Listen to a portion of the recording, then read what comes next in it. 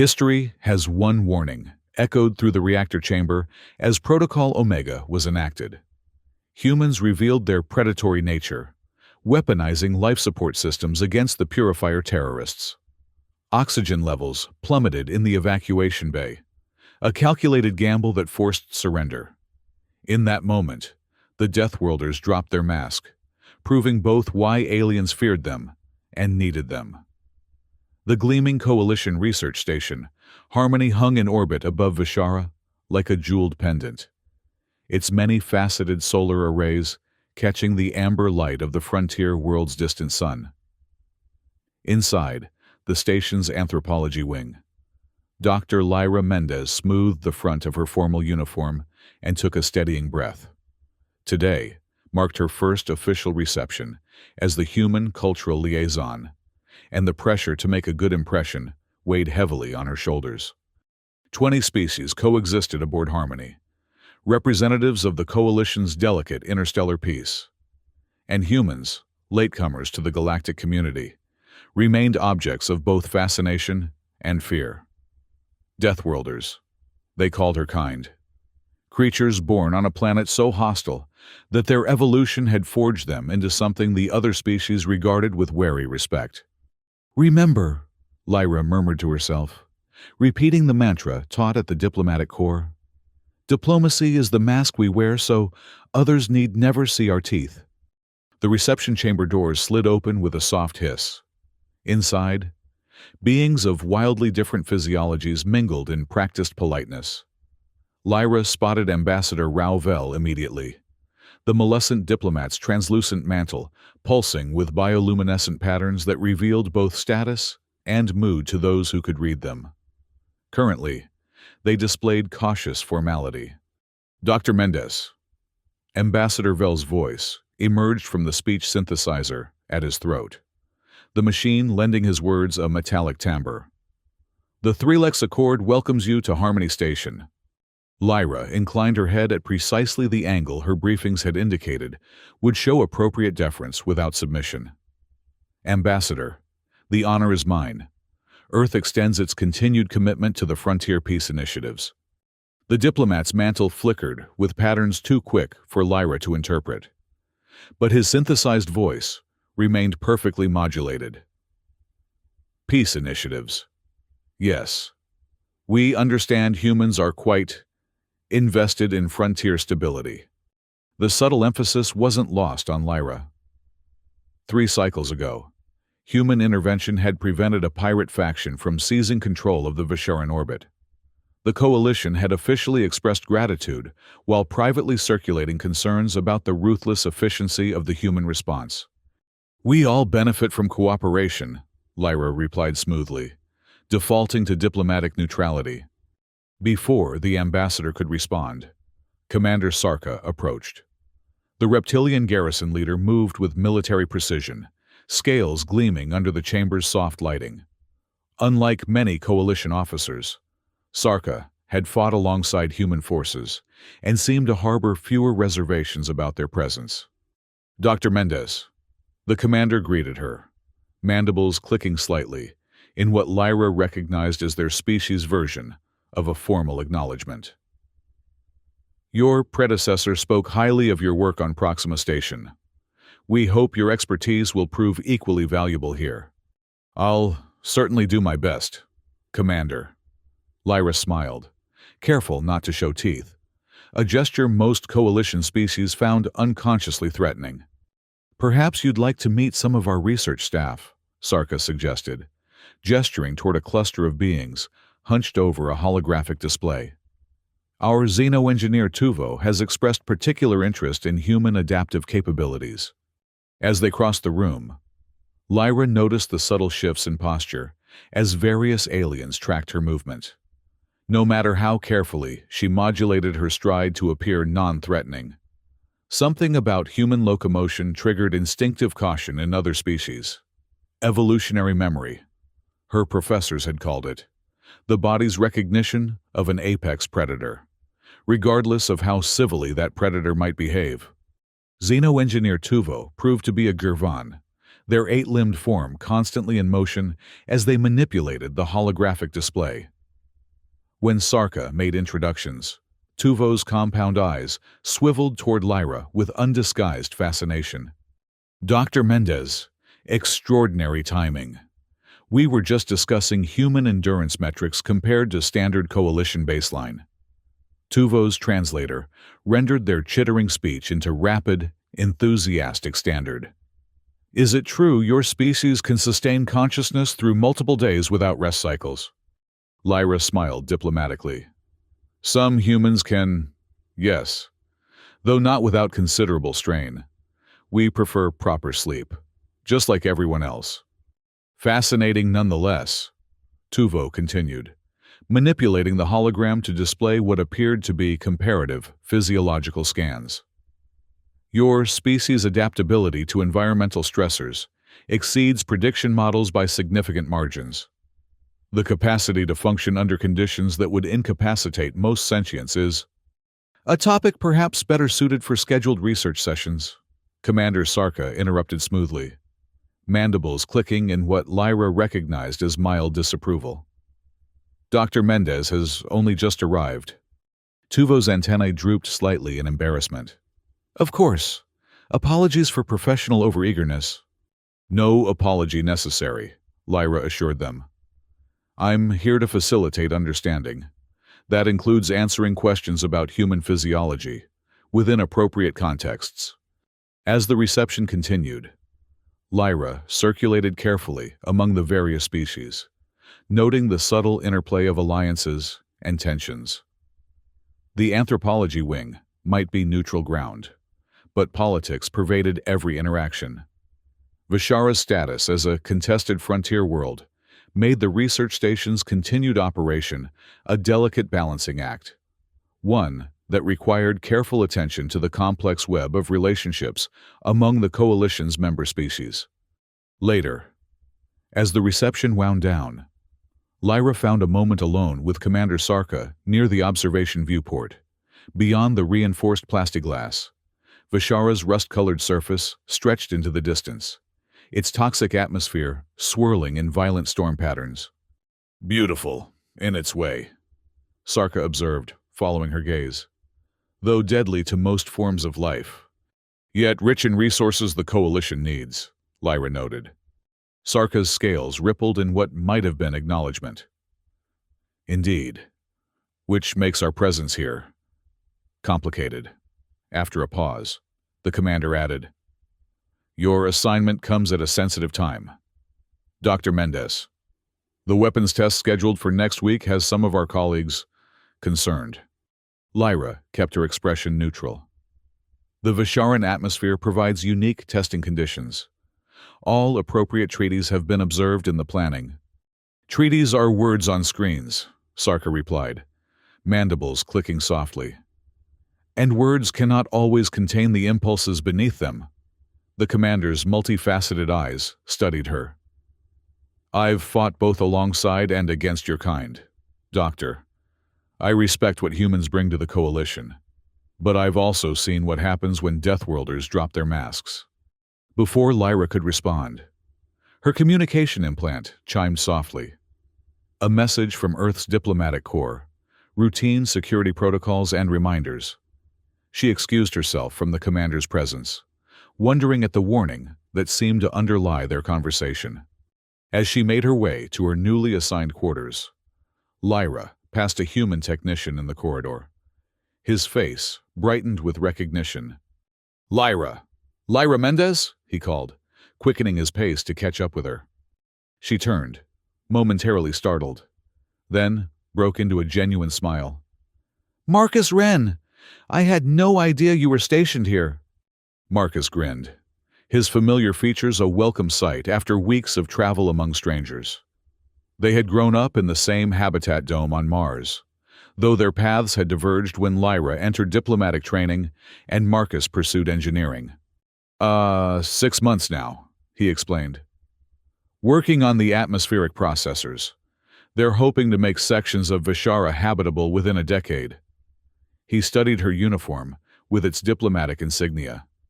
Cultural liaison, huh? moving up in the world. Trying to, Lyra admitted. Though I'm still finding my footing. The politics here are intricate. Marcus nodded, his expression turning more serious. That's one word for it. Listen, if you've got time later, maybe we could catch up. There are things about this station that won't be in your official briefings. Something in his tone caught her attention. Is everything all right, Marcus? He glanced around the corridor, then shrugged with forced casualness. Just the usual frontier tensions. Nothing to worry about. But it helps to know which way the wind blows, especially with the weapons test coming up. I'll make time, Lyra promised, curious about what unofficial information Marcus might share. As a technician, he would have access to parts of station life invisible to the diplomatic corps. After parting ways with Marcus, Lyra reached her quarters and spent the evening reviewing station protocols and personnel files. The Coalition Research Station housed over 300 beings of various species, each with their own environmental requirements and cultural sensitivities. Her job was to ensure human personnel didn't inadvertently trigger interspecies incidents, and to smooth things over when they inevitably did. The next morning cycle. Lyra had just finished her first cup of coffee when alarms began blaring throughout the station. Red emergency lighting bathed her quarters as the station's AI announced in multiple languages. Alert. Power anomaly detected. All personnel implement emergency protocols. Lyra had barely pulled on her uniform when a tremendous shudder ran through the station. The lights flickered, then died completely. In the sudden darkness, she heard distant shouting and the hiss of emergency pressure doors sealing various sections. Her communication implant crackled to life with Commander Sarka's voice. All section heads report status. We've experienced a major power grid failure following an explosion in the lower research quadrant. Lyra fumbled for the emergency illuminator in her desk drawer. As the soft blue glow filled her quarters, she responded through her implant. Anthropology wing appears intact. What happened? Unknown, came Sarka's terse reply. Preliminary reports suggest sabotage at the weapons testing facility. Casualty assessment underway. Report to Emergency Command Center immediately. Heart pounding. Lyra made her way through darkened corridors, lit only by emergency beacons. Around her, station personnel of various species moved with varying degrees of panic and purpose. A group of Melosians huddled together, their sensitive energy-detecting organs clearly overwhelmed by the sudden power fluctuations. Nearby, 2 human engineers worked calmly to bypass a jammed door, their practiced movements betraying years of emergency drills. When Lyra reached the command center, she found it in controlled chaos. Commander Sarka stood at the central console, issuing rapid orders, while Ambassador Vel and representatives from 3 other species argued heatedly nearby. Absolutely unacceptable, the ambassador was saying. Mantle flashing with patterns, Lyra recognized as indicating extreme agitation. The humans assured us their test preparations posed no threat to station safety. We don't know that this is related to the weapons test, a human security officer responded, his voice level but strained. Convenient timing, wouldn't you say? Countered a Palaxian representative, their feathered crest fully extended in a display of aggression. The day before your demonstration, something mysteriously destroys our power grid?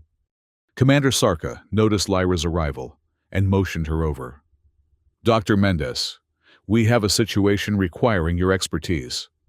I came as quickly as I could, Lyra said, eyeing the arguing representatives with concern. What do we know so far? An explosion occurred in Testing Lab 6, where components for tomorrow's demonstration were being calibrated, Sarka explained, keeping their voice low. The blast damaged critical power couplings, triggering a cascade failure throughout the station. We're running on emergency power now, but life support in some sections is compromised. Casualties? Lyra asked. 12 confirmed dead, twice that many injured, Sarka replied grimly. Mixed species. 2 humans among the dead. Lyra felt a chill. Accident or deliberate? The commander's scales darkened slightly, a sign of grave concern. Initial security scans suggest deliberate sabotage, which is why, Sarka gestured toward the arguing dignitaries. We have an incipient diplomatic crisis. Accusations are already flying. You need me to calm things down, Lyra surmised.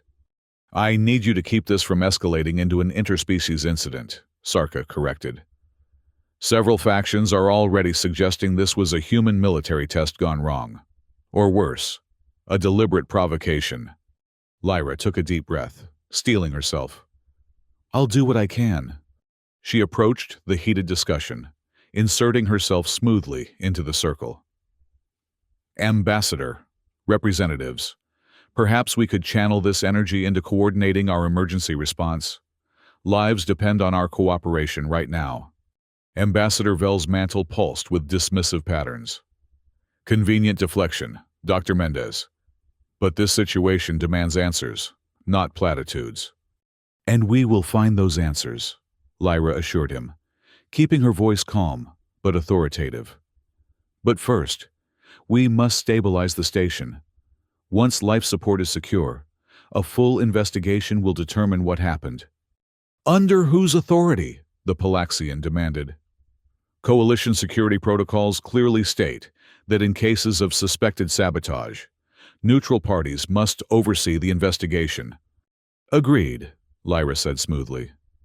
I propose a joint investigative team with representatives from each major faction aboard Harmony. Transparent procedures, shared findings. Her suggestion seemed to take some of the tension out of the air.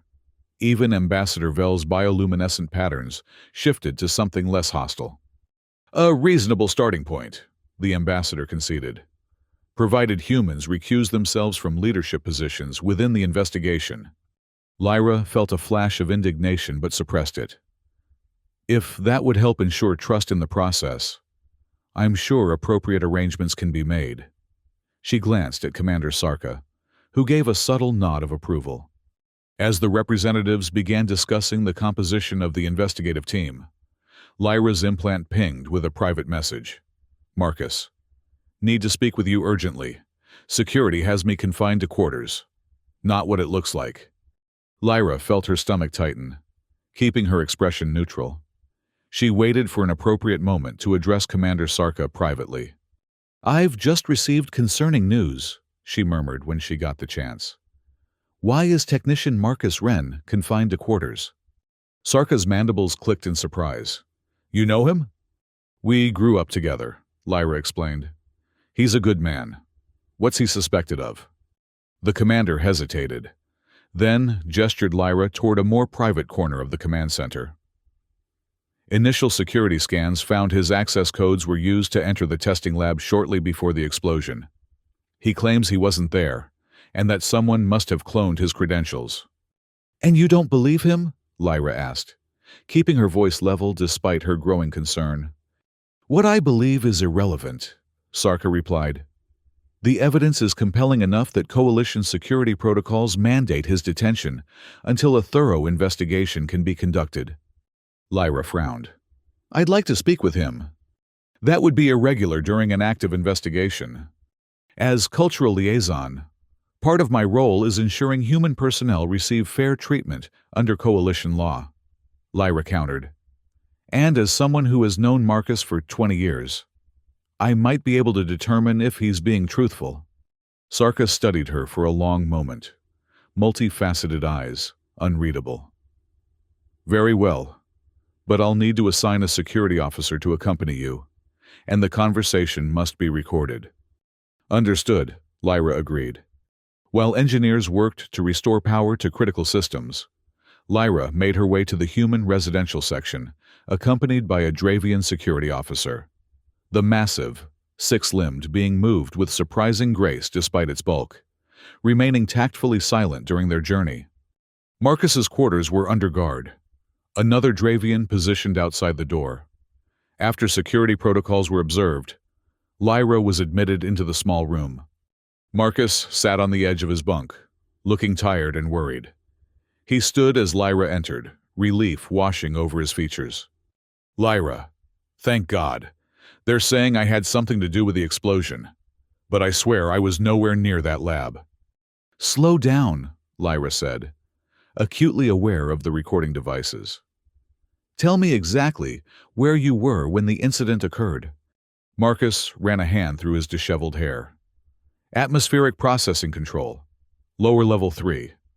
I was running maintenance diagnostics on the filtration systems. There are logs. Other technicians who can verify. Security found your access codes were used to enter the testing lab. Lyra interrupted gently. Can you explain that? His face paled. No. That's impossible unless someone cloned my credentials. He leaned forward, voice dropping despite knowing they were being monitored. Lyra, I've been telling my supervisors for weeks that something felt off about the security protocols here. Access points that should be restricted aren't properly secured. System vulnerabilities that never get patched. Have you documented these concerns? Lyra asked. Of course. Filed 3 separate reports. Marcus's expression darkened. They were acknowledged and then buried. Budget constraints, they said. Lyra considered this information carefully. Is there anyone specific who might want to frame you? Someone you've had conflicts with? Marcus shook his head. Not really. I mean, there's always the usual species tensions. Some of the Palaxians still haven't forgiven humans for the mining rights dispute last cycle, but nothing personal. What about the weapons test? Did you have any involvement with the preparations? Minimal. I helped configure some of the atmospheric monitoring equipment that would track dispersal patterns. Basic stuff. He looked at her intently. Lyra, you have to believe me. I wouldn't sabotage anything, especially not something that could put lives at risk. I believe you, Lyra assured him. And she did. The Marcus she knew had always been methodical, responsible, not someone who would endanger a station full of people. I'll do what I can to help clear this up. As she prepared to leave, Marcus caught her arm. Be careful who you trust, he murmured. There's more happening on this station than appears in the official briefings. The Dravian security officer shifted uncomfortably, a clear signal that their time was up. After leaving Marcus, Lyra headed back toward the command center, mind racing. If Marcus was being framed, the question was why, and by whom. The sabotage of the weapons test seemed calculated to inflame tensions between humans and other coalition species, which suggested political motivations rather than personal ones. When she returned to the command center, she found the situation had deteriorated. Ambassador Vel was now openly accusing the human military contingent of orchestrating the explosion as a pretext for increasing their presence on Vishara. Pattern is unmistakable, the ambassador was saying, mantle flashing with aggressive bioluminescence. Wherever humans establish themselves, security incidents inevitably follow, requiring ever greater Deathworlder presence for protection. Commander Sarka attempted to intervene. Ambassador, these accusations are premature and unhelpful. They are neither, Vel countered. The 3-Lex Accord has compiled extensive data on human expansion patterns. This fits their methodology perfectly. A human military officer? Major Harlow stepped forward, her posture rigid with controlled anger. Ambassador Vel, I remind you that 2 of my people died in that explosion. Are you suggesting we killed our own as some sort of elaborate ruse?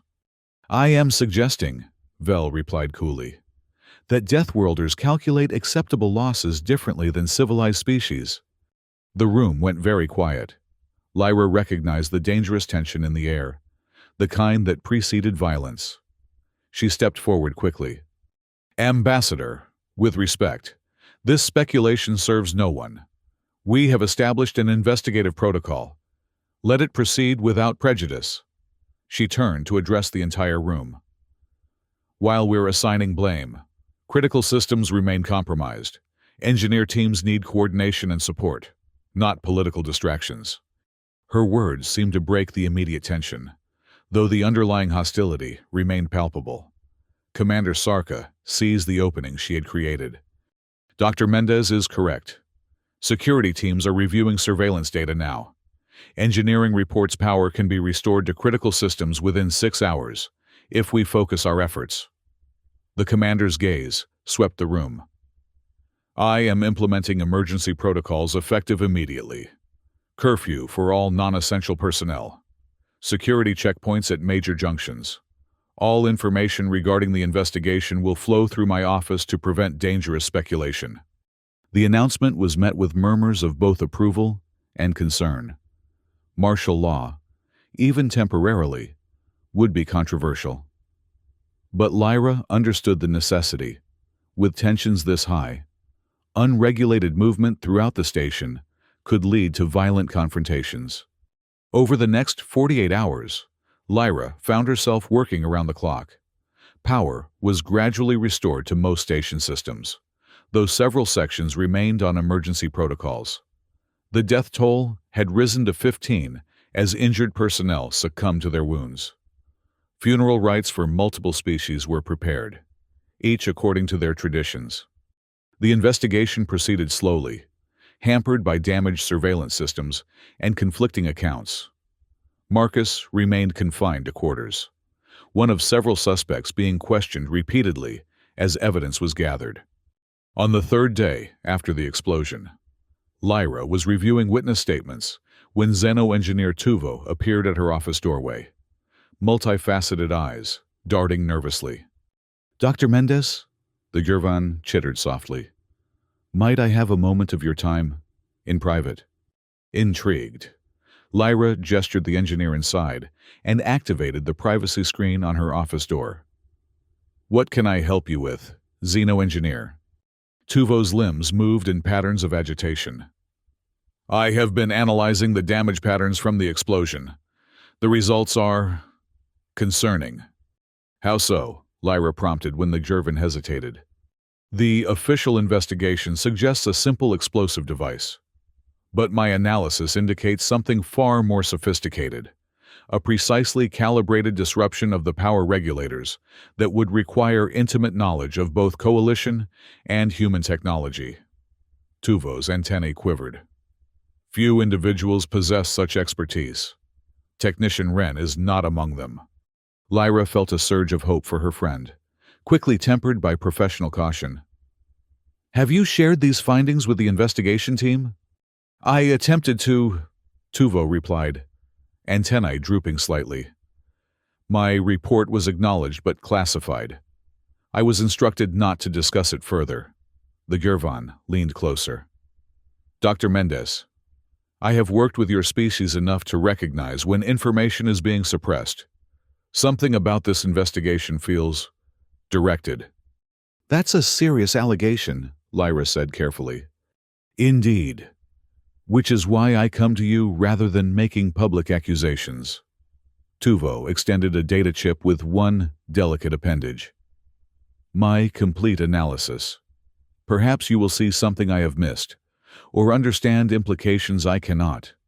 Lyra accepted the chip, tucking it discreetly into her uniform pocket.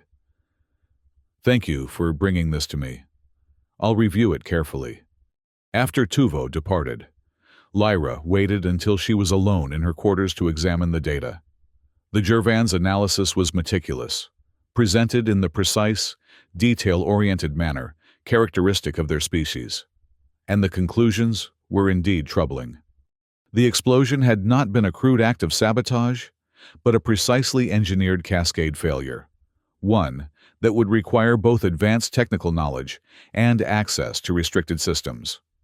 More disturbing still, Tuvo had identified trace elements in the debris that matched known signatures of a radical political faction, the Purifiers.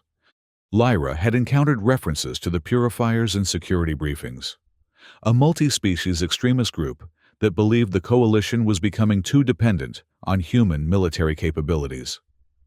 Their stated goal was to force a confrontation that would reveal humanity's true nature as conquerors rather than allies, thereby compelling the coalition to reduce human influence before it was too late.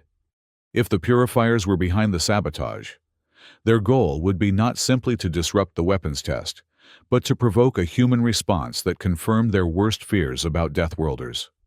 And, from what Lyra had observed of the rising tensions aboard Harmony Station, their plan was working perfectly. The question was how to proceed with this information without playing into their hands. If she brought Tuvo's analysis directly to Commander Sarka, it would certainly be classified further. But if the purifiers had infiltrated the station to this degree, they likely had agents within the security apparatus as well. Lyra made her decision. She would need allies, individuals she could trust regardless of species.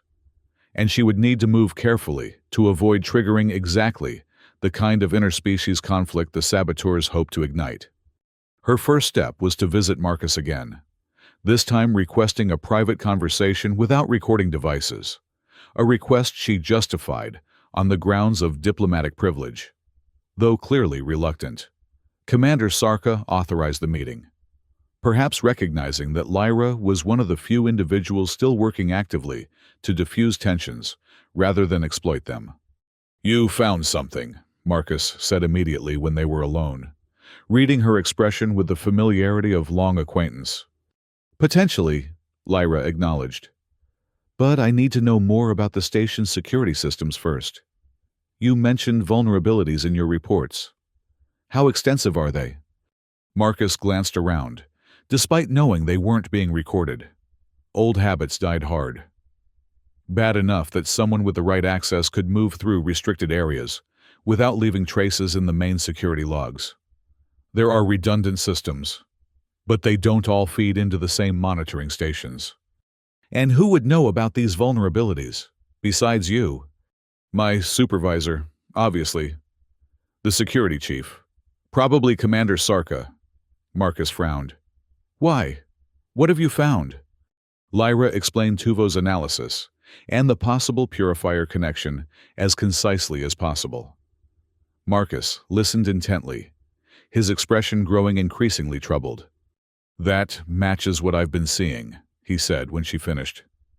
"Small anomalies in the atmospheric processing systems. Patterns that didn't make sense unless someone was testing how quickly they could shut down life support to specific sections."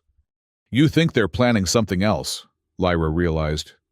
Marcus nodded grimly. The explosion might just have been Phase 1, a distraction while they prepare for something bigger. "We need to warn Commander Sarka." "And if the commander is compromised?" Marcus asked. "Or if bringing this forward just accelerates their timeline?" Lyra considered the problem from all angles. "We need more information before we act, and we need allies we can trust absolutely." "Tuvo is one," Marcus suggested. "The Gervan have no political stake in human coalition relations. They're scientists first." "Agreed. And despite our differences, I believe Commander Sarka genuinely wants to preserve the peace. The commander has fought both with and against humans. They understand what's at stake if full-scale conflict erupts. They formulated a careful plan. Marcus would use his technical expertise to identify any additional system vulnerabilities that might be exploited in a second attack. Lyra would work with Tuvo to analyze station personnel records, looking for patterns that might identify purifier sympathizers. And they would approach Commander Sarka only when they had concrete evidence that couldn't be dismissed or buried. Over the next several days, as station operations gradually returned to something resembling normalcy, Lyra divided her time between her official duties and her covert investigation. The pressure was immense. Each interaction with Ambassador Vell or other suspicious officials required careful calibration, showing enough concern to maintain trust without revealing how much she knew. Xeno-engineer Tuvo proved an invaluable ally. The Gervan's analytical skills and access to various research systems allowed them to cross-reference personnel movements during critical periods. Slowly, a pattern emerged.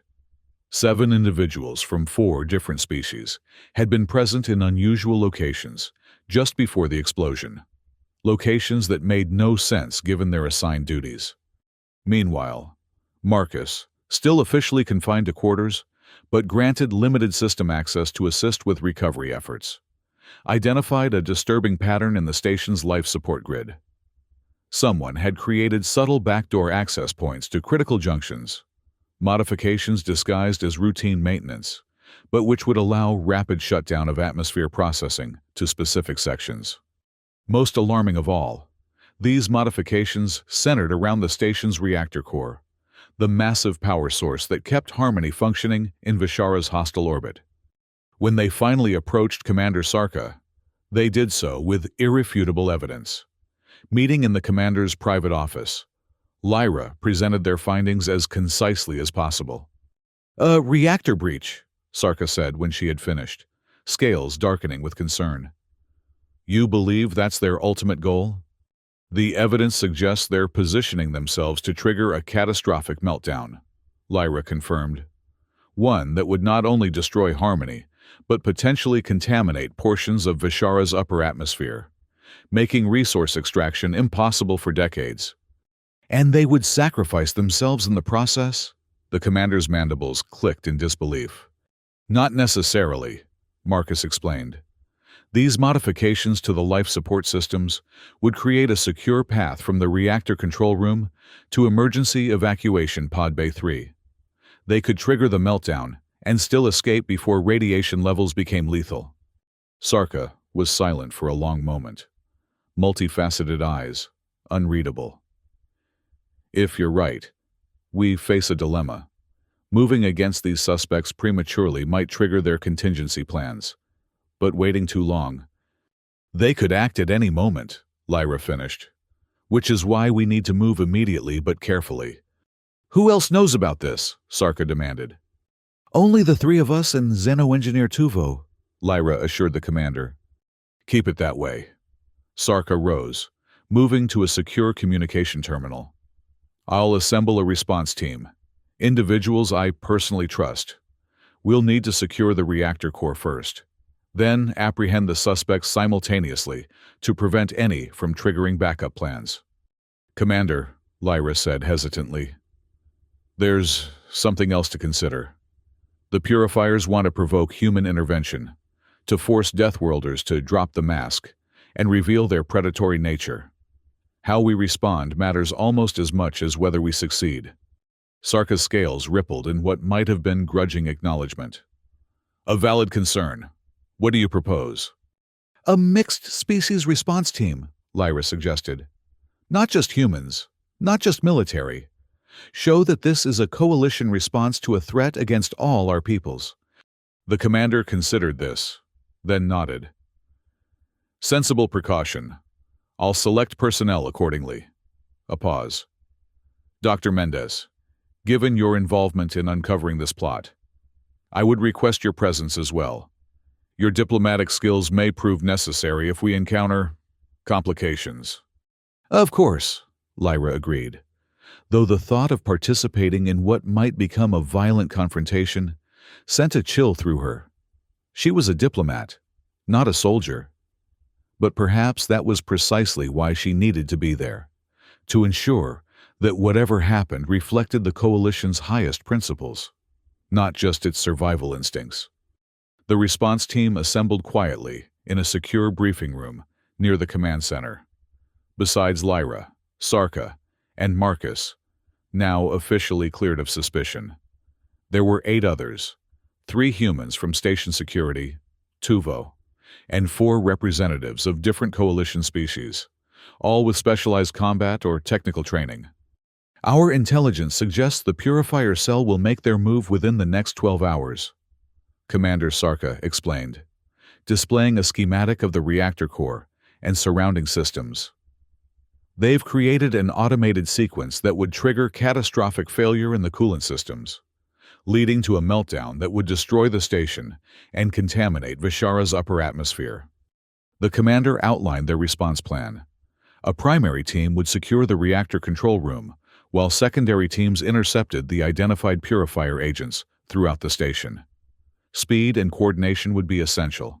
If even one agent realized the plot had been discovered, They might trigger emergency protocols to accelerate the meltdown. Questions? Sarka asked when the briefing concluded. A human security officer raised her hand. Rules of engagement, Commander. The question hung in the air, heavy with implication. How far would they be authorized to go to prevent catastrophe? Non-lethal tactics wherever possible, Sarka replied after a moment. But the survival of this station and all aboard it takes priority. Use your judgment. But remember, we represent the coalition. Our actions must reflect its principles. Lyra caught the subtle message beneath the commander's words. Do what must be done, but try not to confirm the Purifier's narrative about ruthless Deathworlders. It was a delicate balance to strike in a crisis situation.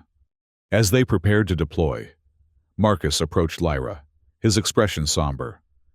I never expected your diplomatic posting would involve something like this. Nor did I, Lyra admitted. But perhaps this is exactly why I'm here, to help navigate the aftermath of whatever happens today. Marcus hesitated. Be careful in there. These people are ideologues. They believe they're saving the coalition from human influence. That makes them dangerous in ways that go beyond physical threats. Lyra nodded, understanding all too well.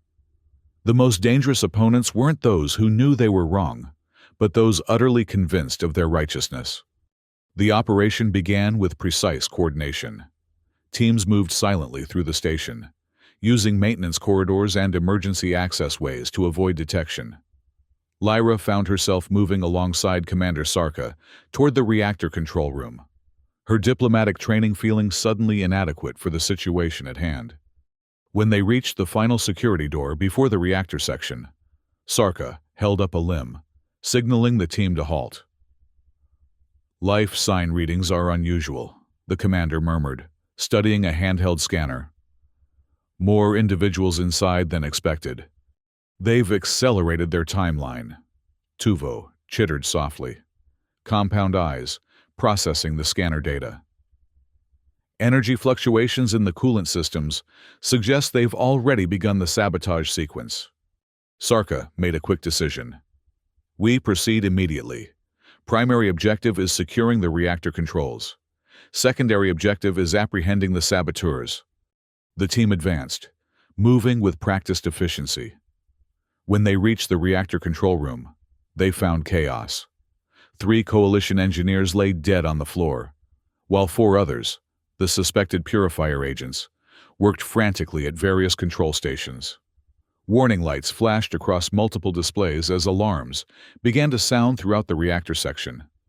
Coalition security, Sarka announced, weapon raised. Step away from the controls immediately. The Purifier agents reacted with startling coordination. One, a Palaxian, triggered an emergency protocol that sealed additional doors throughout the section. Another, a Maleficent, similar to Ambassador Vel, activated a handheld device that sent painful bursts of sonic energy through the room, disorienting several team members. What followed was a blur of violent action. The security team engaged the Purifiers while Tuvo and Marcus fought their way to the main control console, desperately trying to halt the meltdown sequence. Lyra found herself providing cover, using the defensive training all diplomats received but never expected to need in the field. The coolant systems are failing, Marcus shouted over the alarms, fingers flying across the control interface. They've locked us out of the primary override. Secondary systems? Tuvo chittered, multiple limbs working simultaneously across another console. Also locked. They've thought of everything. Marcus's face was grim in the pulsing emergency lights. If we can't restore coolant flow in the next 15 minutes, we'll reach the point of no return. Across the room, Commander Sarka and the security team had subdued 2 of the Purifier agents, but the other 2 had retreated to a fortified position behind reinforced control stations. A standoff had developed, with neither side able to advance without exposing themselves to fire. We need those override codes, Sarka called to them, mandibles clicking in frustration.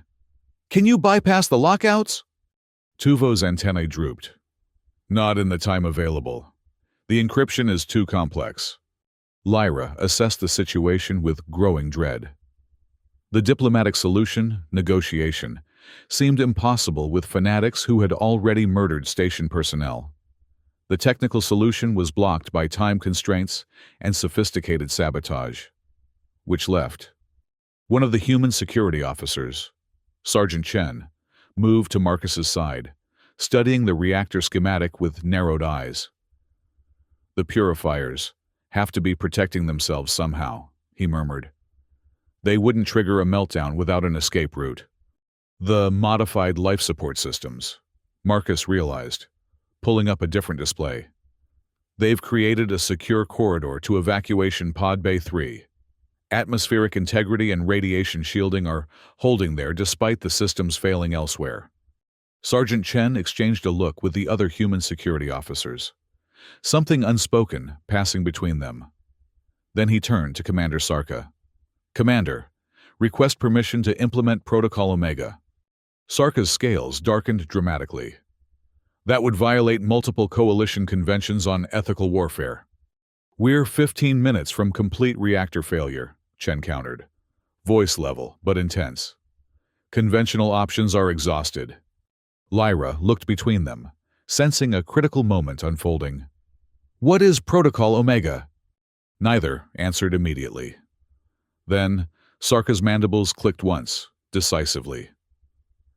"Permission granted, Sergeant, but limited implementation only. Containment, not elimination." Chen nodded grimly, then turned to Marcus. "I need control of the life support systems for evacuation pod Bay 3. Can you give me that?" Marcus hesitated, looking to Lyra with questioning eyes. "Do it," she said quietly, understanding now what they planned.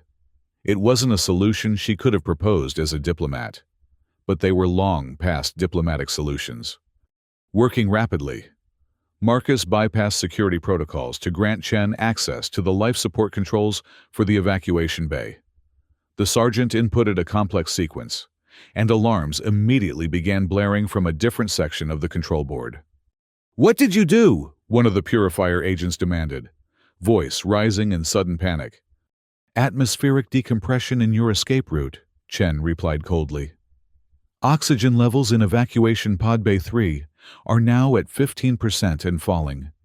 You have approximately 3 minutes before anyone in that section loses consciousness. 5 minutes until brain damage begins. 7 minutes until death." Lyra felt a chill that had nothing to do with the room's temperature. This was the Deathworlder ruthlessness that coalition species feared, the calculated application of lethal force when survival was at stake. "You're bluffing," the purifier agent called back, but uncertainty had crept into their voice. "Check your own monitors," Chen suggested. "The atmospheric readings don't lie." Frantic communication ensued among the remaining purifiers.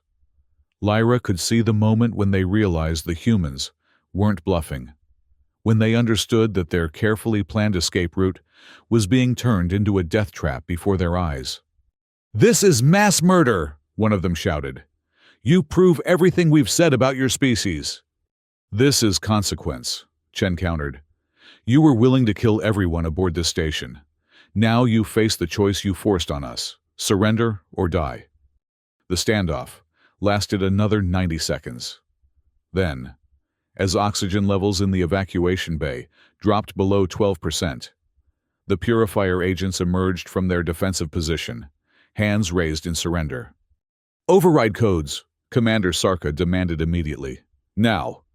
With their leverage gone, the purifiers complied. Marcus and Tuvo worked frantically to implement the codes and restore the coolant systems. For several tense minutes, it wasn't clear whether they had succeeded in time. Warning indicators continued to flash across the control boards as the reactor core temperature remained dangerously elevated. Then, gradually, the emergency indicators began to shift from red to yellow. The temperature curve stabilized, then began to decline. "Coolant flow restored," Marcus announced, slumping slightly in relief. "Core temperature dropping. We've averted meltdown." A collective exhale seemed to pass through the control room. The immediate crisis was over. But as Lyra looked around at the aftermath, the dead engineers, the captured purifiers, the grim expressions on the faces of the human security team, she knew that the repercussions were just beginning. In the days that followed, Harmony Station gradually returned to normal operations. The purifier agents were detained pending transfer to a coalition justice facility.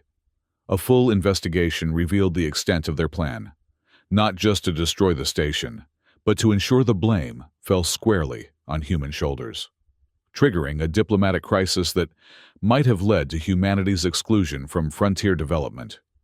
But while the immediate threat had been neutralized, the political fallout proved more difficult to contain.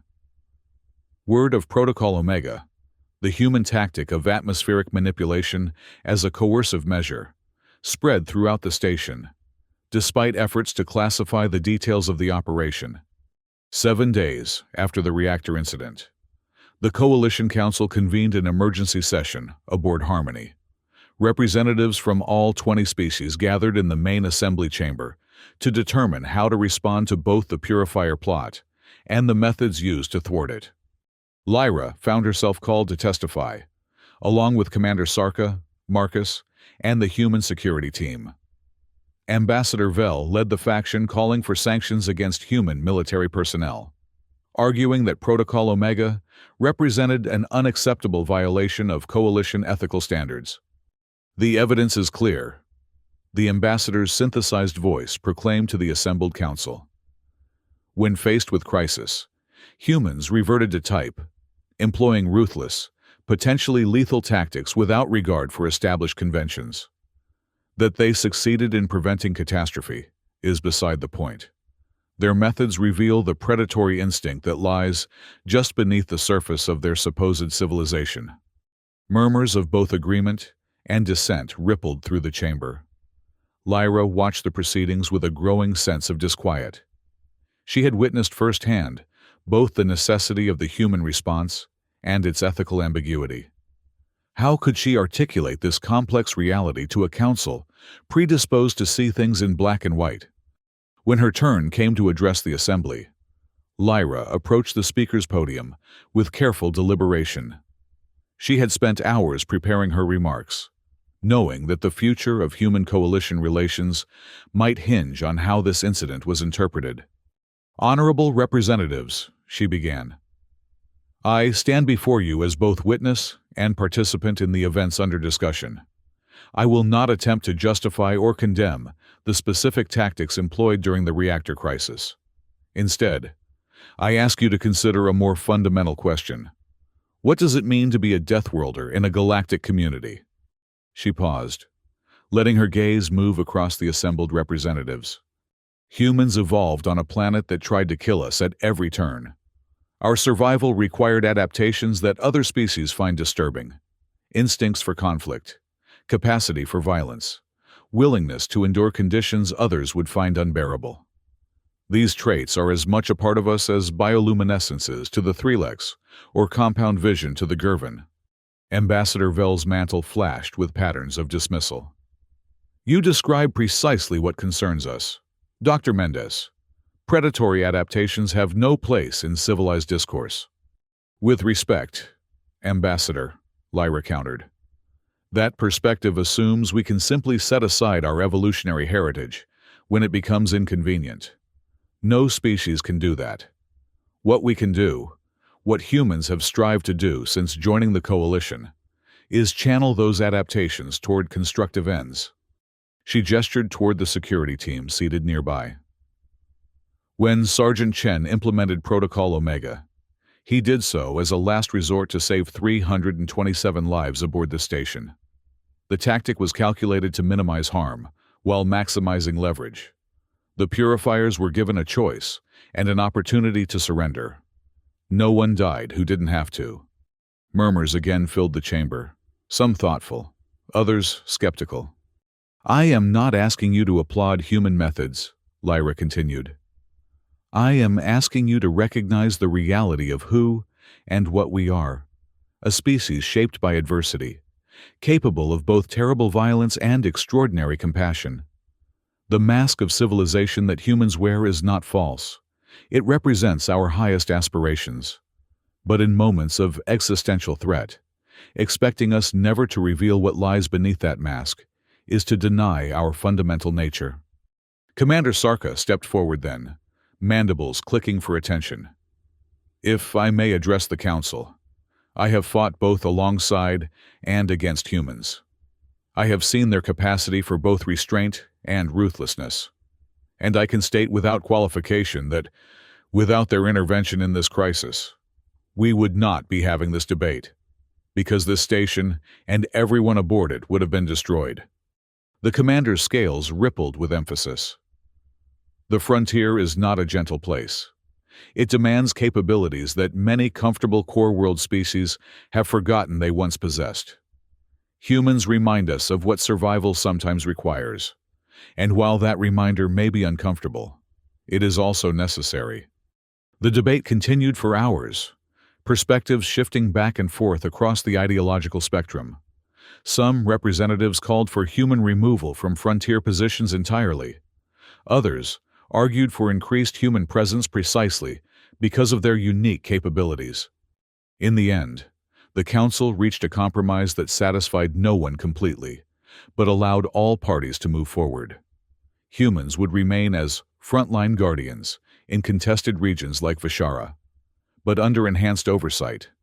Protocol Omega and similar tactical measures would be formally classified and restricted to genuine last resort scenarios, with clear guidelines for implementation. Later, alone in her quarters, Lyra recorded her final thoughts on the incident in her personal journal. Today, I witnessed both the best and worst of what it means to be human in a galactic community. Our willingness to take decisive action saved hundreds of lives. Yet the methods we employed confirmed the very fears that many coalition species harbor about us. The mask of civilization that humans wear is both our greatest gift and our most dangerous liability. It allows us to participate in peaceful cooperation, to build rather than destroy. But when that mask slips, when crisis forces us to reveal the predatory adaptations beneath, we become something other species struggle to accept or understand. Perhaps the greatest wisdom in coalition politics is this: don't make Deathworlders drop the mask unless you're prepared for what lies beneath. And perhaps the greatest wisdom for humanity is to remember that while the mask may sometimes feel like a constraint, it represents not just what others need from us, but what we aspire to be for ourselves. Lyra paused in her recording, then added a final thought. History has one warning for those who would test human restraint. Be very certain the price is worth paying. For once, Deathworlders show their teeth. The galaxy is never quite the same again. The next evening, Lyra stood at the observation viewport, watching as Vishara's toxic atmosphere caught the light of the setting sun. The barren plains stretched into the distance, hostile yet rich with potential. Ambassador Vel approached silently, taking position beside her. "A magnificent desolation," the ambassador observed, mantle pulsing with subdued patterns. "Worth protecting," Lyra replied. "Worth finding a way forward together." They stood in silence for a long moment. The uneasy peace between their species mirrored in their quiet contemplation. "Your words to the Council were thought-provoking," Vel finally said, synthesized voice carefully modulated. "Though I remain concerned about the implications." "As do I," Lyra admitted. "There are no simple answers when different evolutionary paths converge." The ambassador's mantle flickered with what might have been reluctant agreement. "Perhaps that is the one certainty we share." After another pause, Vel added, "The Council has approved resumption of the weapons test, with additional safeguards. Your presence has been requested as an observer." Lyra nodded, understanding the gesture for what it was, a tentative step toward renewed cooperation, however fragile. "I'll be there," she promised. "And, Ambassador, thank you for your willingness to continue the dialogue." Necessity, not willingness, Vel corrected, though without rancor. The frontier needs what humans bring, however much some of us might wish otherwise. As the ambassador departed, Lyra remained at the viewport, watching as stars began to appear in Vishara's darkening sky. The mask had slipped, revealing the Deathworlder beneath, yet somehow, the coalition endured. It was not peace, not truly, but it was survival. And for species as different as theirs, perhaps that was victory enough. For now,